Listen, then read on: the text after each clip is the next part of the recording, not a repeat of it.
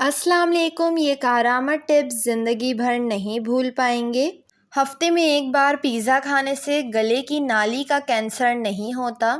لیموں کے چھلکے دھوپ میں سکھا کر پیس لیں اور اس میں نمک ملائیں اور روزانہ دانت کو اس سے صاف کریں، میل دور ہو جائے گی۔ وقت پر سو جانے سے جسم کی سوزش کم ہوتی ہے۔ اگر پیاز کو پہلے جڑ کی طرف سے کاٹا جائے تو آنکھوں میں پانی نہیں آتا۔ اگر آپ پریشر کوکر کا استعمال کرتے ہیں اور اس وقت جو پانی باہر آتا ہے یہ بہت زیادہ خطرناک ہے، اس کے لیے پریشر کوکر کو الٹا کر کے اس میں تیل لگائیں، اس کا پانی باہر نہیں آئے گا۔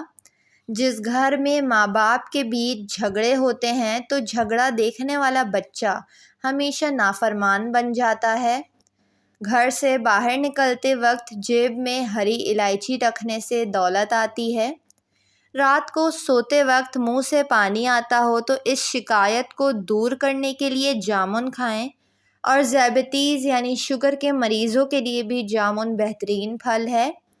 صبح اٹھتے ہی پرندوں کے لیے تازہ پانی رکھنے سے دولت آتی ہے۔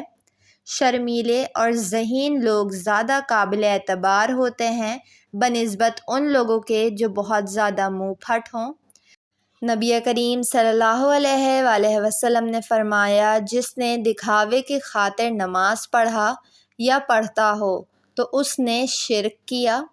فارمی مرغی کھانے سے پیشاب کی نالی میں انفیکشن پیدا ہو جاتا ہے اور لڑکیوں میں ہارمونل بیماریاں شروع ہو جاتی ہیں۔ حسد کرنے والے شخص کے لیے یہی سزا کافی ہے کہ جب تم خوش ہو تو وہ اداس ہو جائے۔ جس بچے کو ہر وقت مار پیٹ کا سامنا ہو اس بچے کی صلاحیت دب کر رہ جاتی ہے۔ سورہ یاسین فجر کے بعد پڑھنے سے ہر جائز خواہش پوری ہوتی ہے۔ اگر بدہضمی ہو گئی ہو تو 2 گلاس ٹھنڈا پانی پینے سے آرام آ جاتا ہے اور معدے میں ٹھنڈک محسوس ہوتی ہے، بدہضمی دور ہو جاتی ہے۔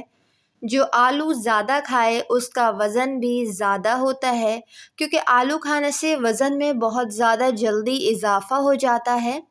مہمان کی خدمت کرنے سے رزق میں اضافہ ہوتا ہے، اور جو لوگ مہمان کے آنے پر منہ بناتے ہیں ان کے گھر سے برکت اٹھ جاتی ہے۔